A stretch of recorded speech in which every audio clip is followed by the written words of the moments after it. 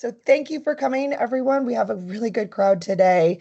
My name is Kelly Lovett. I'm going to be your moderator today. I head up our business development here at GoodMaps. Basically, the overview today, we're going to go through some quick intros of the team. We'll provide a welcome and an overview of what we're here to talk about today, all things GoodMaps, of course. And then we're going to have some panel questions. So both Neil and Neil and Kevin will be fielding questions provided that we've come up with. At the end, I'm sure there's going to be a lot more questions in addition to the ones I ask them. So then we're going to hand the mic over to all of you. So you have two ways to ask questions. One, you can add them to the chat, or secondly, you can raise your hand at the end or in the last 20 minutes, and we'll be fielding a question from the chat and then a question from the crowd. So again, this is Kelly Lovett, and I'm going to start with some intros. I do want to do a quick announcement. If you have a specific question about your specific conference, we do ask that you go ahead and email us at info@goodmaps.com. We would love to be everywhere in all places at all times, and we love attending conferences, but unfortunately we can't be everywhere all over the world, but we try. So go ahead and email us at info@goodmaps.com if you have a question specific to your conference. All right, so I'm going to start off, hand the mic over to Kevin Klein, who's going to do a quick intro. Take it away, Kevin. Thanks, Kelly.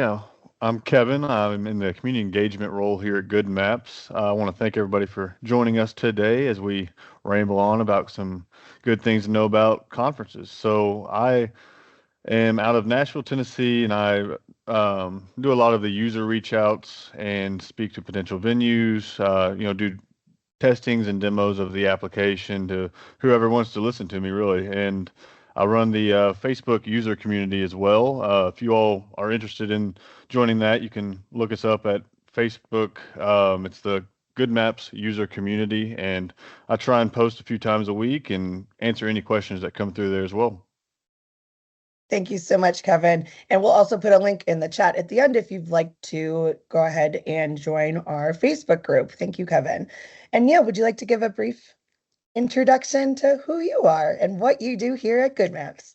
Thanks, Kelly. Absolutely. So I'm Neil. I'm based just outside of London, and I head up our commercial department here at GoodMaps. Been with the company just under 4 years. That basically means that I'm responsible for our front of house efforts. So if it involves meeting with venues to engage with them and explore how having GoodMaps at their venue might help, our marketing efforts, our customer success, and our community engagement piece. So effectively, everything that stops short of developing the product, coding, and our technology and our mapping and so forth falls within the commercial department, and that's what I have overall responsibility for within the company. I obviously attend a lot of exhibitions, a lot of conferences as a result of that, and it's super exciting to have the opportunity to talk to you guys today about what that means. Thank you, Neil. That was a great overview. And we do have several other team members on the call today from our commercial team. So thank you, Peter and Evelyn and Clay for chiming in and for helping behind the scenes. So yeah, it takes a village, right? So thanks again for your intros. So what I'd like to do is to have Neil give us an overview about what GoodMaps is, what do we do, and where are we going? Thanks, Kelly. Absolutely. So GoodMaps actually was founded by the American Printing House for the Blind, and effectively with a simple aim of how do we solve the indoor navigation problem for persons such as myself and Kevin who are blind or low in vision.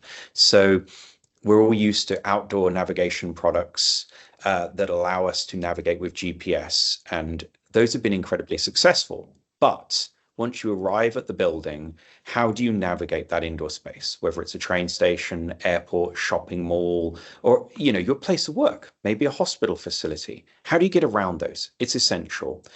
And what APH really set out to do was to solve that problem for our community in a way that had accuracy at its forefront, that was sustainable. We hear a lot about sustainability these days, and there are various solutions that have been tried over the time period that sort of revolve around installing hardware, be it beacons or Bluetooth or Wi-Fi and so forth.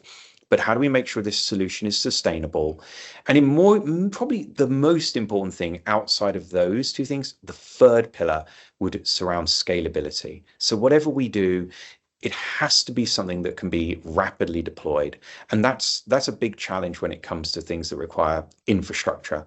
So scalability, sustainability, and absolutely top of mind, making sure it's accurate for people like us. That journey has evolved over the past 5 years, really taking us to the place where, firstly, I'm extremely proud to say that we are deployed across 10 countries in Europe.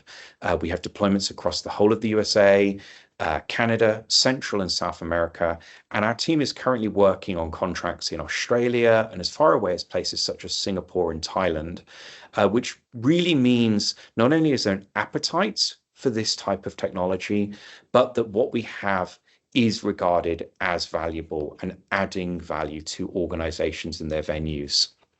The experience was very much set against a backdrop of helping people in our position who absolutely need this sort of technology, because ultimately, if you cannot see signage and if you cannot see the visual methods that are traditionally associated with wayfinding, how do you navigate? And Kevin will absolutely, testify to, and anyone in the call who either is visually impaired or has a family member or a close associate that is, we've all been there before. You've been in a venue and you say, oh, excuse me, what's the response? Oh, it's over there. And what does over there mean if you're blind or low vision? So that's what we aim to solve for. But that mission has evolved.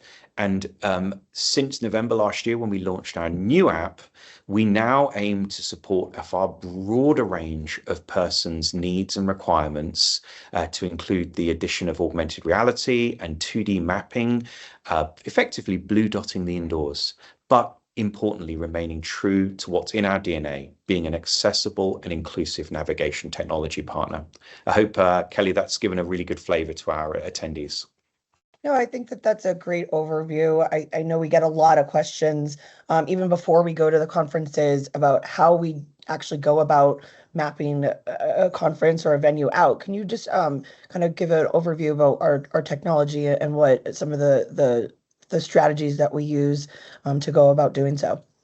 Absolutely. So when you're creating a map in the GoodMaps world, we firstly send one of our surveyors out. They hold a LiDAR scanning device, which takes both laser measurements, but also creates a visual map of the space as it's going. So it's collecting those two key points of data.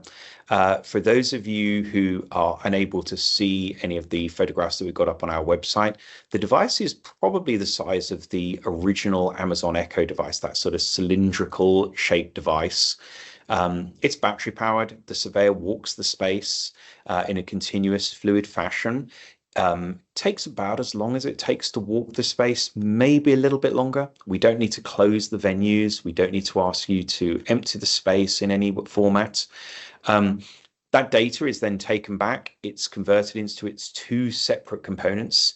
The LiDAR helps us create a map, and the visuals are converted through our computer vision, augmented reality, the artificial intelligence and machine learning processes that convert it into a visual representation of the space. And we call those two things the point cloud for the LiDAR data, and the visual piece is converted into a feature cloud. And what that then allows us to do is, when we as end users are walking through the space with our smartphones, we're able to show the surroundings used to the rear camera of the phone. And as we do that, the image is compared against the feature cloud using computer vision technologies. And from that, we identify where the end user is. And this happens in a matter of seconds as you're showing the rear camera of the environment. So once that happens and we identify where you are, we're able to provide you with turn-by-turn real-time navigational prompts. For Kevin and I, that's auditory prompts. And for other demographics of users, that might be our augmented reality. So arrows effectively represented over the top of the visual field. And for people wanting a floor plan with a blue dot showing where they are and where they're going, that's represented in that way. We have haptics, and we also have tones and so forth. No, that's a wonderful overview. Thank you for digging into that. And I know we get asked a lot about that while we're at conferences, so I wanted to give that overview.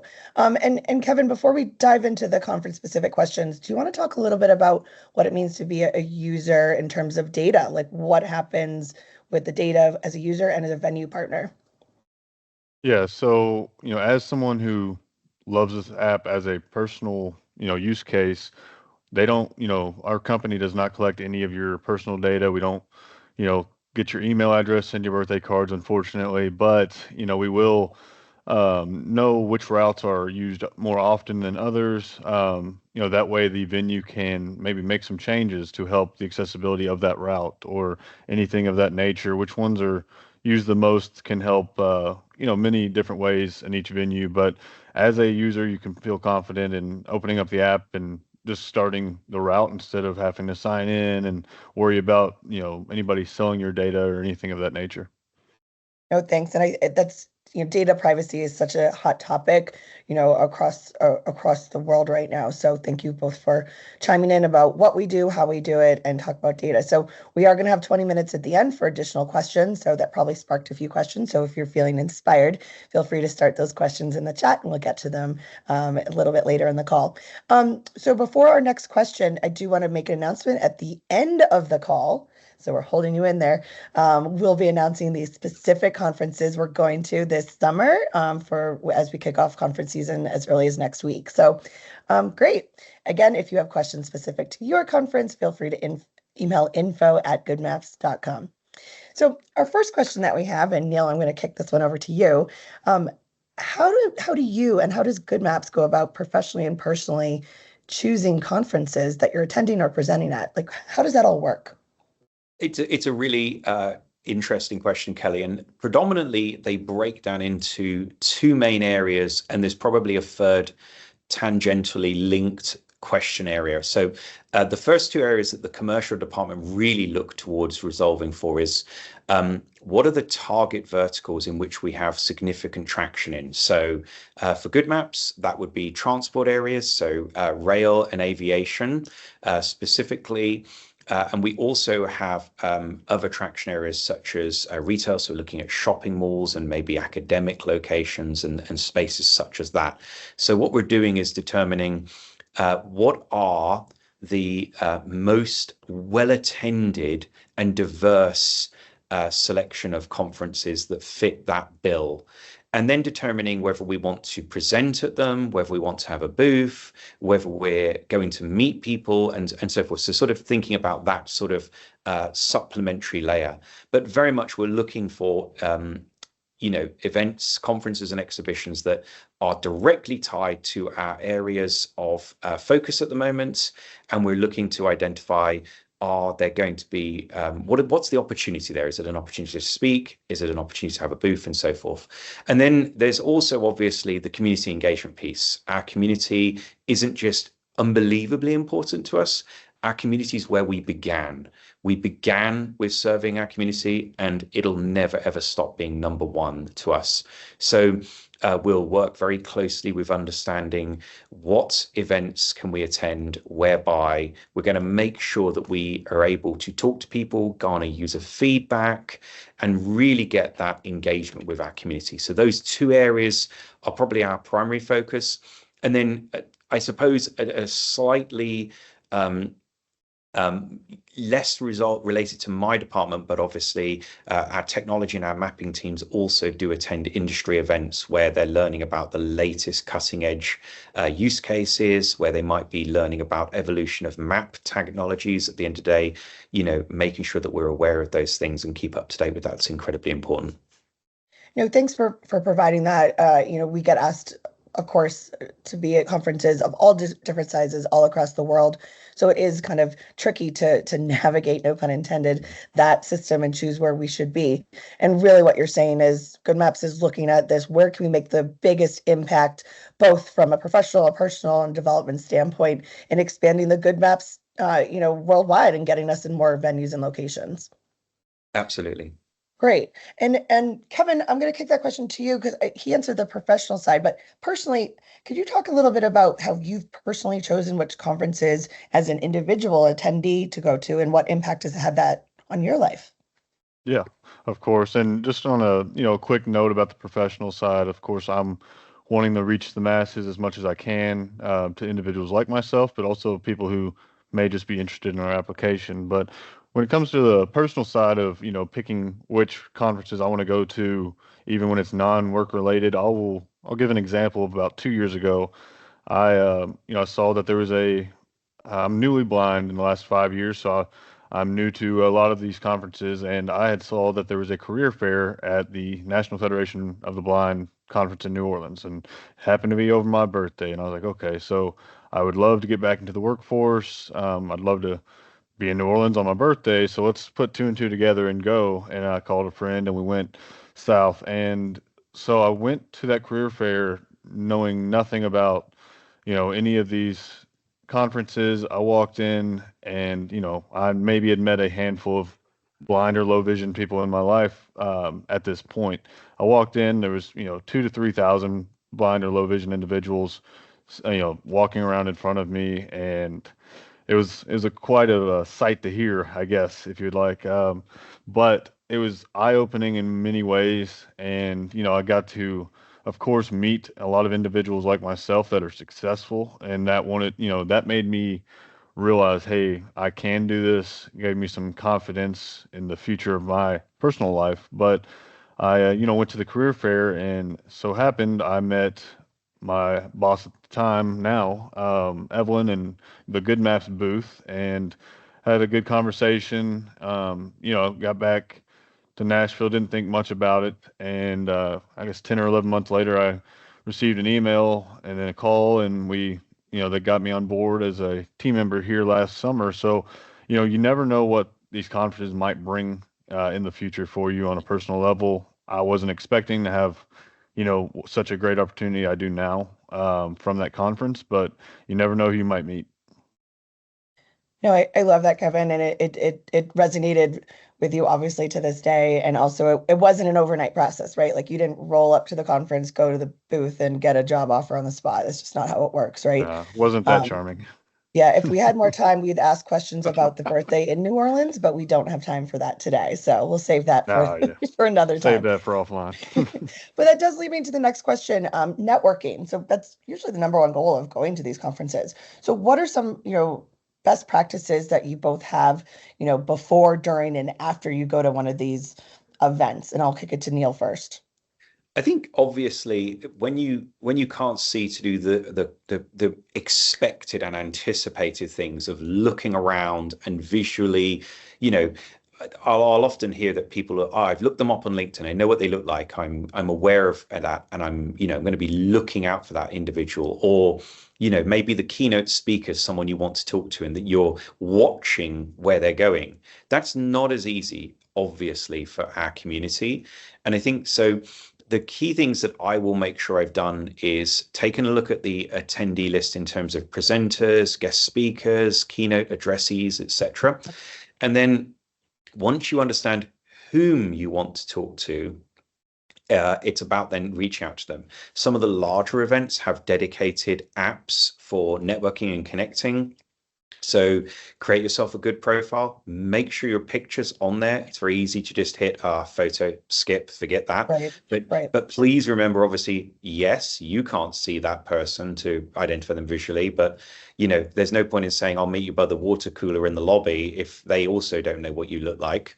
Right. So making sure that your profile is complete, making sure your details are there, make sure it's something, you've written something that makes someone want to reach out to you or accept that invite. Then ping them a note. I'm attending this exhibition. I'm looking forward to it, and why you want to meet up with them. What's the objective? Try and Yeah. aim it specifically at them, and something that's going to engage them. Many people, yeah, of course they. If you've been invited to keynote at an event, it stands to reason that obviously people want to hear from you. So you're Yes. one of 2,000 people attending and there's only one keynote person, how are you going to stand out from the crowd? So think about connecting your request to them in that way. LinkedIn, obviously, some people struggle profusely with the web application. I do. It's very busy, but the app itself is very good. Again, find the person that way if they're not, if the event doesn't have its own app. Message them, reach out in exactly the same way. Try and be relatable. Why is it you'd love to catch up? And then think about the venue. And, I'd love to, have that opportunity if they come back to you and say, yeah, sure, why not? That'd be great.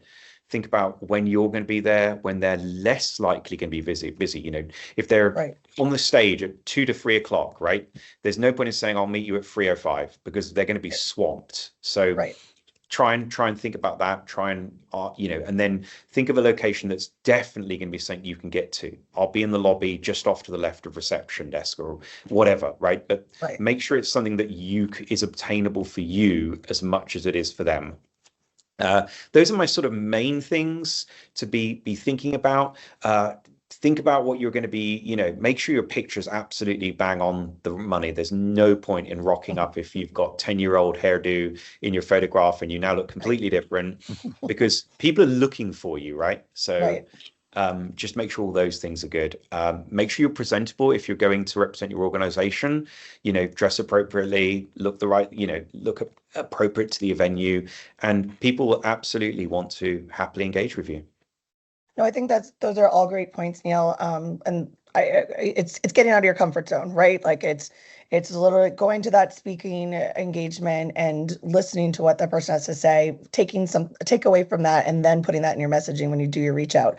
An Absolutely. example that we did last year, we were at Disability In, and the Chief Accessibility Officer of the country of Canada, Stephanie Cadu, was up on stage. I said I didn't feel comfortable at first, but I said, this is my only shot. So I went up, introduced myself, and then a year later, she's introducing us to airports up north. So, you never know where those connections are going to be. And they go to these conferences to meet people, right? If you didn't want to be meeting people and networking and looking to hire or just looking to expand your network, you wouldn't be at this conference in the first place. So, yeah, getting out of your comfort zone, being prepared, being professional, those are all great feedback. And obviously, be a professional online too, like have your presence there up to date. No, that's all great. And Kevin, how about he talked a little bit about the before and during. How about the after the conference? Like we have a ton of leads. Some you're being handed inaccessible business cards. Like what is your process there to connect post the conferences? What's been your strategy there?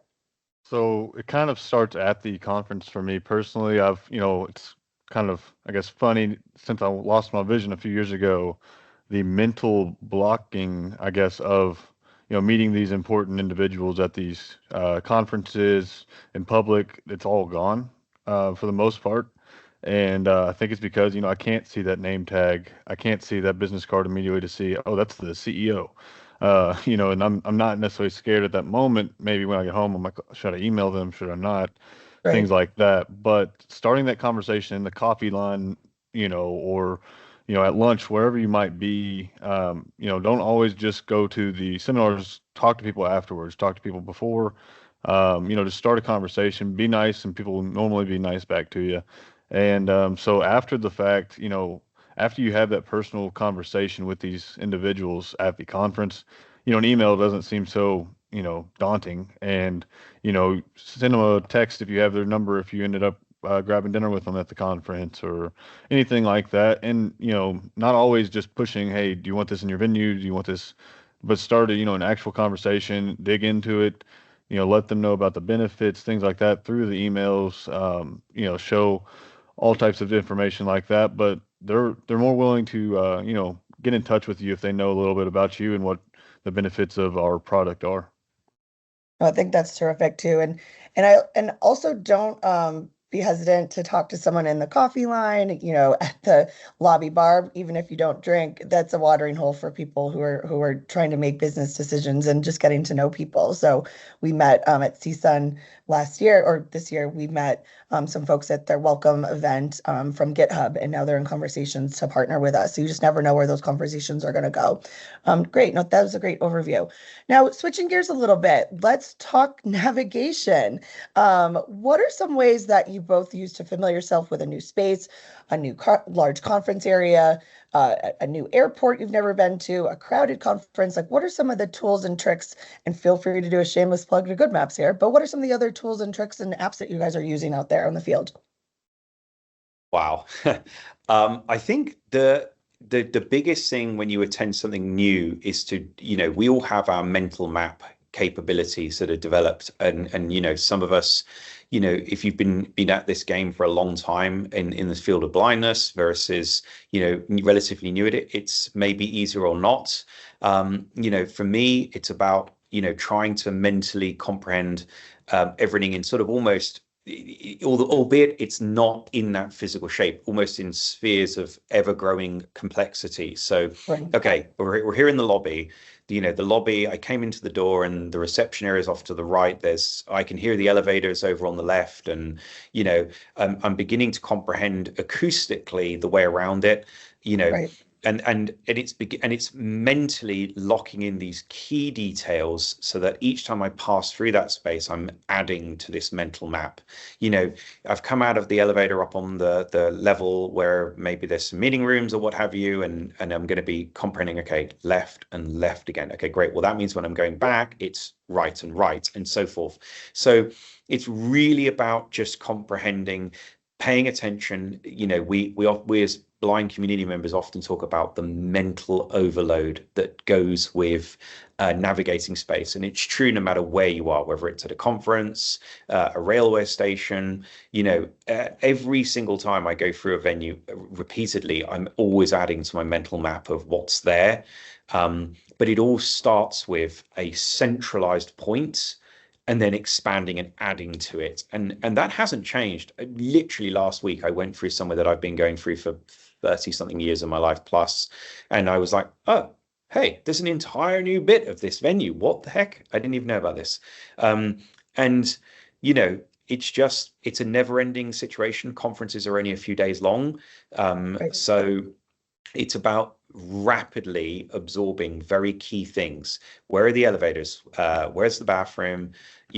Where's maybe the food hall or whatever it might be. The key points that from acoustically hearing where they are, you can triangulate yourself in that space to the best of your ability. Kevin?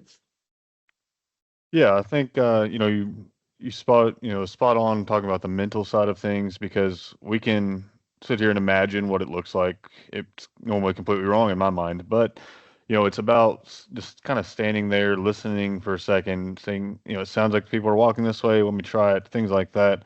If you're going, in a hotel lobby, there's guest services on this left side and a fountain on this right and a walk path in the middle, something like that. But if you're in a place where you've kind of gotten stuck, there are so many apps now, obviously GoodMaps, but not everywhere has GoodMaps yet. But, there's different AI apps, the virtual assistants, things like that. If you need a little assistance, technology's there. And I like to joke with people saying, if you're going to go blind, it's a good time to do it, because there's so much assistance out there for us. If we get turned around, and don't be afraid to ask for help either. I know people, Right. I know people that don't like to ask assistance, don't want to use their cane. Don't be afraid. It's natural, and it's Yeah. a lot better to ask assistance than end up on the other side of the hotel. So that's No, kind of what I do. that's great advice, Kevin. Yeah, I think cited or not, don't be afraid to ask. At a lot of these conferences, you'll see people come in the day before and kind of doing their like pre-routing, right? I have Mhm. conference room A is my speaking engagement, and then salon C is the next event I want to go to. So you'll see them kind of actually navigate that out. And that's one of the great features of GoodMaps is that if the venue has already been mapped out, you can do this from your hotel room before you even go out there to see how long it's going to take you to get from Starbucks to your first meeting. So that's one of the many amazing features, but it's something that we all use, when we're at one of our partner locations that goes to airports and, conference centers as well. Great. So those are good, some good advice, and thanks for walking us through that literally. Can you guys talk a little bit more about the exchanging of info? We mentioned business cards a little bit, which usually aren't accessible. And Kevin, I've been to conferences with you when you've asked me what was their name tag, what did they say? Like what are some of the other tricks that you guys have done out on the field when you're just literally trying to get the person's name for that's it's a visual cue that you don't have access to. I think it is extremely difficult. I always think the first thing to always remember is the idea that a business card isn't accessible is true when you think about the instantly accessible print business card. But don't be afraid that if they're in a hurry, don't delay and just take the business card. There are tools post event that'll let you OCR it or let you adapt that card and get at the data. For me, I like the smart business cards nowadays, so the NFC type ones. I'll give a shameless plug to Moblio, who we use as an organization. There are plenty of other brands available. But effectively, they allow you to tap that business card on your phone and exchange information extremely quickly, which is great from an accessibility side of things. But Right. there's also LinkedIn. You can have the quick QR code. connect through Yep. LinkedIn, correct? And those are really, really helpful. Just remember that something that's accessible to us as a community, which is therefore, it's going to require maybe 30 seconds or so to complete that transaction. The person who's, you're wanting to get those details, if you can tell from their reaction to this, they're in a hurry, they're just passing, they're just, you've got 5 seconds, take the business card, take the print business card. Right. It can be dealt with down the road. But failing which, make sure going back to my point about making sure your profiles are up to date on all these things, people are terrible in my experience at having their LinkedIn up to date. Make sure your job roles are there. Make sure it's easy to find you, not difficult. Because people will connect with you post the event. But those are my three, have a digital NFC business card. Make sure you're ready and you understand how that works. The iPhone, the NFC chips at the top, Android, it's generally in the back, in the middle, knowing that. So you're not sort of like, oh, it's meant to work. I don't know what's going on, make sure you've got all those things set up. Make sure you know how to get your LinkedIn QR code and so forth. Make sure you're accessible in the context of findable on LinkedIn and so forth. Kevin? Well, it sounds like I need to get electronic business card here soon, but Have a word with your manager, sir. yeah, I got Yeah. to talk to this guy. But no, so I think it is circumstantial, depending on the conference. I've been to some where there's a couple thousand people. I've been to some where there's 100 people, and those local or the more smaller conferences, you can take some time and you can have a conversation. Hey, here's my phone number, or what's are you on LinkedIn, things like that.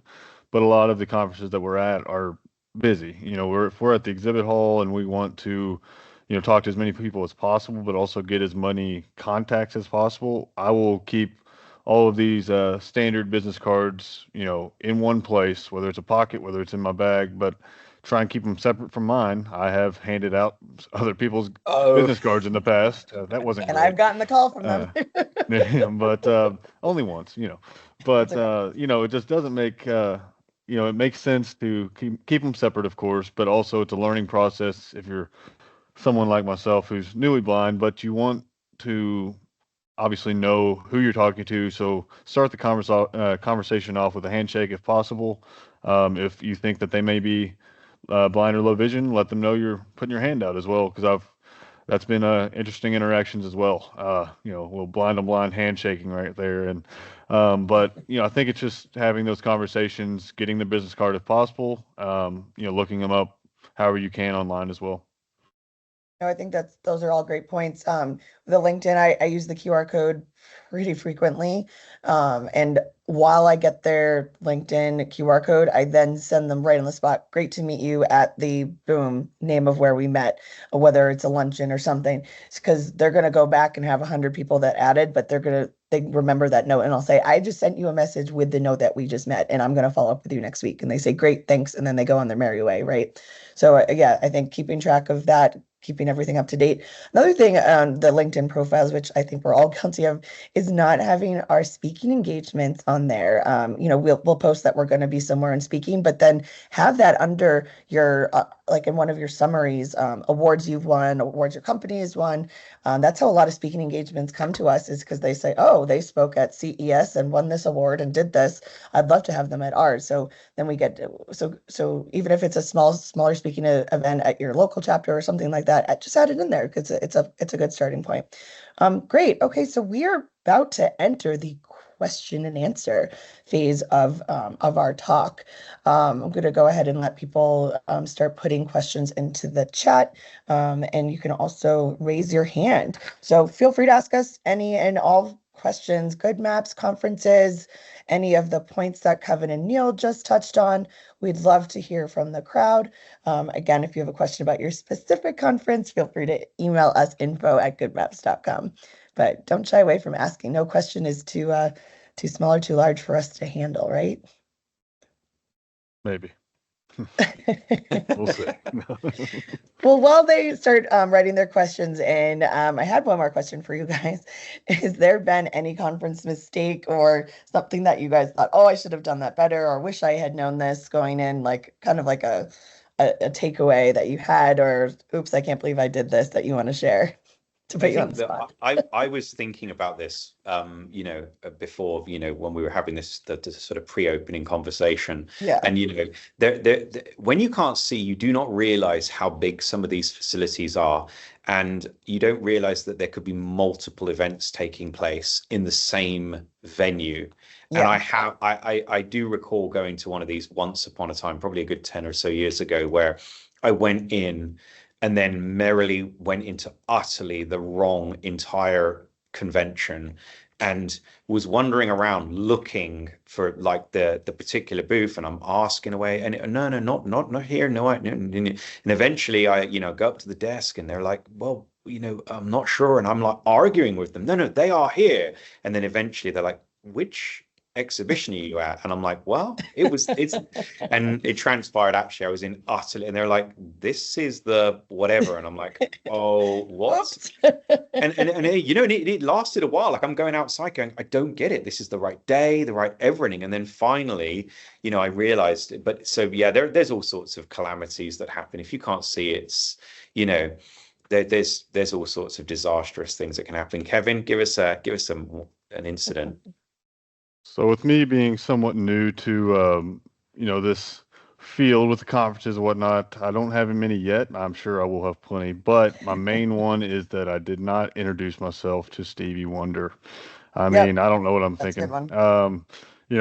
I've come to find out he's at CSUN every year. I was within Kelly, 4 feet of Stevie Wonder, and I was Less than that. Yeah. I was too chicken to go speak to him. So, hopefully he's there next year and I can say hello.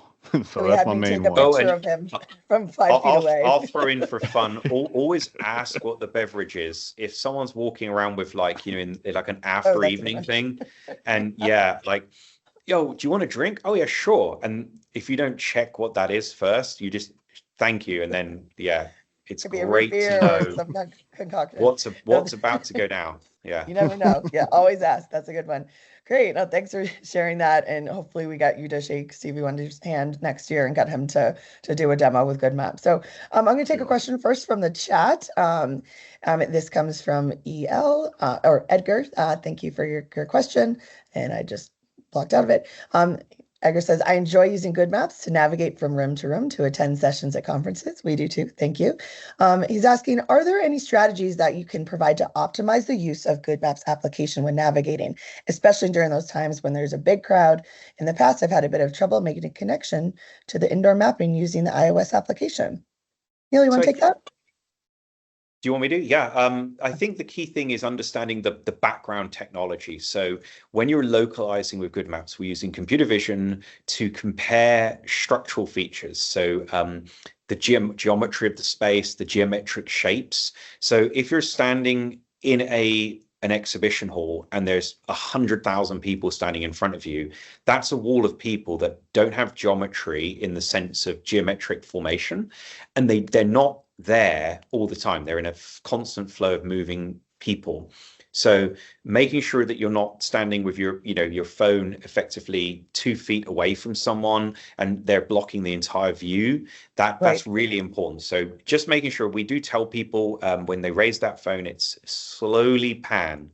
And the key thing about slowly panning is you're showing the phone, a good, 75-ish degree arc Yep. of your environment around you. Don't point it likewise, against a wall only or so forth, because it lacks unique features. So it's all about giving that field of view. And don't be afraid to move a few feet. That can sometimes be the difference in helping it lock on. So I think those are always the sort of big things that I watch out for at events. Yeah.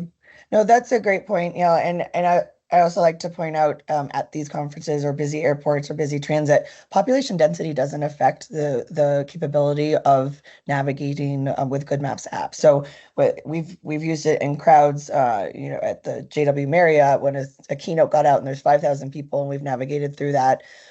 Airports where it's Christmas time and super busy travel season. So whether there's one person or 1,000 people in front of you, it's not going to affect the navigation piece. But yeah, getting started, you do want to make sure you're even something as simple as your sometimes they'll tell me to clean my camera, and that will make a world of difference because we're really using camera-based positioning to figure out where we are. So if your camera's dirty or the lens is closed or camera's off, it's not going to work. So thanks for bringing that up. So I have a question from the crowd.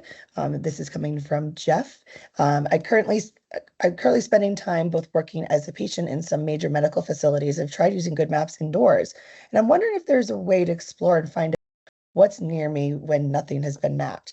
I also have an issue with the app thinking I'm out of the street or on the street and giving me information that's irrelevant. Sorry, for giving me relevant to the street and that gets mixed in with the indoor information. So basically the question is, how do we find out what's around me? How do we find out where the Good Maps locations are? And I think you want to take that, Neil? Yeah, I think that this could be a case of our soon-to-be sunset Explore app, which does contain outdoor mapped areas, so in the generic sense of public streets and so forth. So our new app, which is just simply Good Maps Indoor Navigation, that doesn't contain outdoor names of streets unless they've specifically been mapped into our location venues. So I suspect that's the second part of the question. In terms of what's near you in the primary app, Good Maps Indoor Navigation, the way I would normally tackle what's closest to me, we will be bringing back in our look around mode, which is from the original Explore app. But until that point, I would raise my phone, which would trigger the localization process. You'll know you've localized by hearing the auditory tone to indicate you have. And then when you access the directory in the phone, it's listed in order of what's nearest to you. So if you just want to know what's nearby, raise the phone, localize, and then tap that directory, and it'll tell you what's nearby. That I think's the best approach at this time. Terrific, thank you. And if you have additional questions, Jeff, feel free to email us at info, or you can add another one to the chat and we'll get to it. Thanks for that overview. Yvonne is back, so I'm going to call on Yvonne. Hey. If you're ready.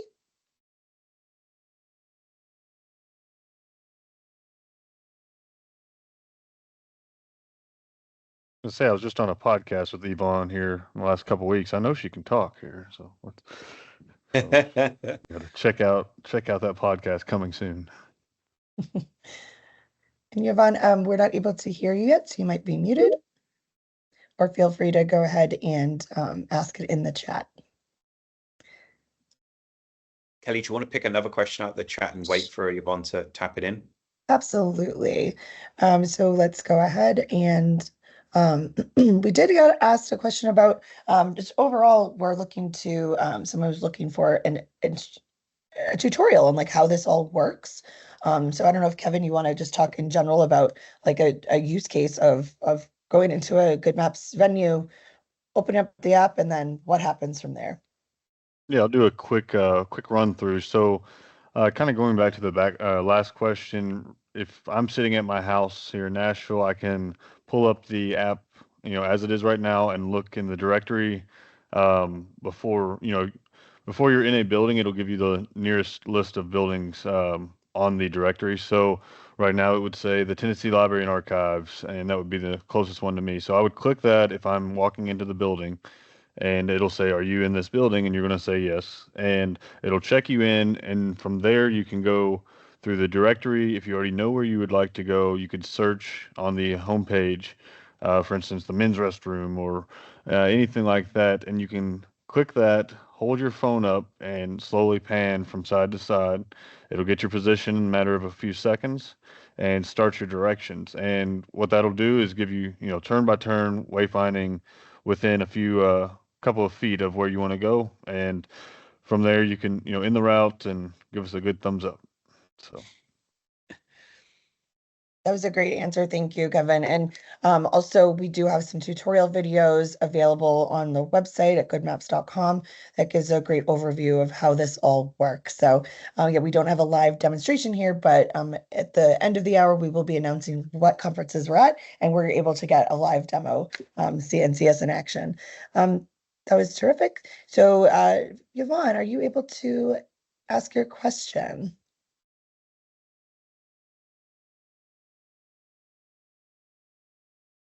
Okay, we have some questions just about like this is from Jeff again.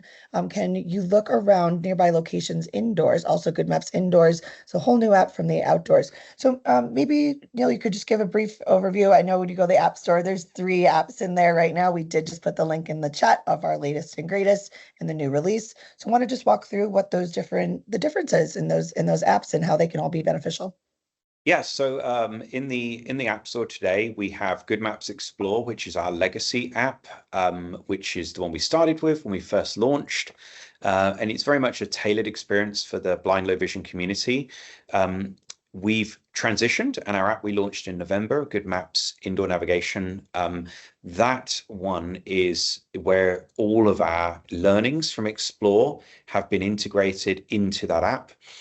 We will be sunsetting Explore later in the year, and having all of our users migrate who haven't yet over to the new one. I would encourage you to. The new app has a lot of stability fixes, a lot of improvements that really do make the overall user experience much better and much more inclusive in terms of usability. And then obviously we have our outdoor offering, which helps very specifically the blind and low vision community navigate the outdoors, very much as, say, Google Maps or Apple Maps do. Thank you. Kevin, do you have anything to add on that? no, I mean, I think if anybody ever have, any questions about how to use either the indoors or outdoors, you can, reach out to us through my email or the info channel or the Facebook group, of course, where I will respond as quickly as possible and, walk you through any questions you have might on a personal level with the app. No, that's terrific. We are kind of all in many different places to get in touch with us. So, and that does lead to us giving in the chat, we did the correct app, goodmaps.com/app, APP. So goodmaps.com/app. Or you could also visit the App Store, both on Google Play and on the App Store on iPhones. And we're there and it's free to download. So you can go ahead and download it and pull up the locations for where we are. That's the best way right now to see what's near you. We also have a lot of upcoming new venues, which Kevin does a good job at announcing those in the Facebook group by whether it's a media article or just the announcement, for our LinkedIn and Facebook. So if you join the group, you'll know our latest and greatest. And we're literally adding new venues every single week, seems like. So we're moving and shaking over here in Good Maps land, aren't we? And those venues, worth noting, are proximal to your location. So when you're launching the app, the one at the top of the list going further away from your current location. So worth knowing, if you're wanting to know what's nearest to me, that's the best way of going about it. Absolutely. So Yvonne's back. Not sure if she's able to raise her hand, or you can ask the question in the chat and we can get to that. And while she's doing that, we can do the big reveal of where we're going to be this year. So drum roll, please. Just kidding. I feel I let you Okay. down, Billy. Sorry. Okay, I'll do it myself. So again, we get asked to be a lot of conferences all across the world, so it's really tough to navigate that. And Neil did talk briefly at the beginning about how we go about choosing where we're going to be and where we can make the biggest impact both on our community and on the expansion of GoodMaps. So conference season kicks off literally next week, and a lot of these conferences are at the same time. So the GoodMaps will be all over the map, literally, in the team. So we'll see everybody back in the fall. So next week we will be at the Foundation Fighting Blindness, both myself and Kevin Klein in Chicago. We have mapped out the conference. FFB has partnered with us and provided that for all of their conference goers. Foundation Fighting Blindness will have a speaking event on Friday morning at 8:50 a.m. And we have a landing page for each of these, which Kevin will put into the Facebook group at the end. So that's June 21st and 22nd. If you're in the Chicago area and you're not attending FFB, you feel free to come see us at the Downtown Marriott Magnificent Mile. We'll be running a demo day on Friday from 10 a.m. to 2 p.m. So if you're in the Chicago area, we'd love to give you a demo, and you can connect with Kevin in the Facebook group and he'll go ahead and book a time to do a demo, or you can just come up. Conference right after that, not skipping a beat, is we're back at NFB, so National Federation of the Blind, which is in Orlando this year. Sorry, Kevin, you won't be in New Orleans again to celebrate your birthday, Uh, but I'm sure Orlando will find something for you there. So those dates are July 3rd through the 8th. So if we do have a booth and some speaking engagements, if you'd like us to come and speak at your event, or if you're part of any ADA committees for transit, for aviation, or for any other groups or orgs, we'd love to connect with you. We work with lots of ADA committees. I know you make a big impact in the decision making for these venues, so we'd love to chat with you and see if we can get GoodMaps into your venues as well. Following that, ACB, so American Council of Blind, will be in Florida, Northern Florida. I think you're in Tallahassee. Jacksonville. Jacksonville, right up the road. So those are July 5th through 12th. So there is some overlap. So we have some teams kind of dividing and conquering. Following that is a great conference in Las Vegas at the Cosmopolitan this year. The Cosmo Girls. So I'm very happy about this. It's a Disability Inn. It's one of the largest conferences in the world to promote accessibility, has chief accessibility officers from all across the world, and will be speaking at that, and as well as providing demos since they have mapped out the Cosmos second and third floor. So that's July 15th through the 18th. Outside the US, so we're worldwide, baby. So Mobility Reimagined Move is London, June 19th through 20th. So both Neil and Evelyn will be there. They have a booth. We have speaking engagements. So if you are on the move out in London, feel free to come by, and we'll we love to discuss the venues that you work with, or learning more about you as a user of GoodMaps. And after that is the World Passenger Festival. That's in Vienna from June 25th to 26th. Neil, I'm not super familiar with that one, but do you want to just give a quick overview about the World Passenger Festival and what that is? Because I know it's a big deal. Yeah, no. So it's a global conference of transit operators, predominantly in the aviation and rail sectors, but there is a strong bus attendee delegations that attend, and we have a booth, we have a speaking engagements, and it's ran every single year. It moves around Europe, so this year it's going to be in Vienna, which will be nice. Terrific. Sounds like everyone's going to be getting their frequent flyer miles up this year. So, yeah, and we'll put in the chat. Peter will go ahead and put in the chat. So if you didn't catch all of that, where we're going to be, but starting in the US at FFB, then NFB, ACB, Disability In. Outside of the US, the Move Mobility Reimagined, and then the World Passenger Festival. And that's just June and July. There's even more that happens September, October, November. We're finalizing those details, but we'll be posting them to the Facebook group as we finalize those as well. And again, if you have a conference where you think we could make a direct impact or you'd like us to be part of, please, please, please email us info@goodmaps.com. And we have 2-3 minutes left if there's time for one more question. I don't see any more questions in the chat. Okay, so I guess what I'd like to do is, Kevin and Neil, parting last words, one takeaway, conference season's coming up. What is your one biggest takeaway or words of advice you want to give? Because we've given a lot. So if you're going to remember one thing today, besides I use think GoodMaps, what is I it? think I would highlight that, particularly if it's a community side of things, as a blind or low vision individual, going out in public is anxiety ridden. It can be extremely challenging, but the rewards are there, whether it's job opportunities, whether it's connecting with people who have shared lived experiences, and so forth. It's there for the pickings. And don't expect to get it right perfectly. Don't expect to get it right 100 times in. But everyone's actually in the same boat. Everyone's got different learnings, and just go, enjoy, and go as prepared as you humanly can. And each time take something away that you can think, okay, next time I'll get that slightly better. Kevin? Yeah, and I would just say if you had, anybody had any of the slightest interest in what we're doing here, come by any of these booths or exhibits, find me, and I will demo the app with you whenever and wherever I can, and I think you'll get that wow factor. Terrific. Well, we're right at the hour. That was a lot of information. So thank you guys so much for taking the time out of your afternoons, mornings. We're global, so we're all over the map, no pun intended. But yeah, we really do appreciate everyone taking the time out of their busy day to come in and log in and to ask questions and to engage with us. So we will be doing these webinars about every other month. So feel free to drop us a line about suggestions that you have. We'd love feedback at GoodMaps. We love it. We love it.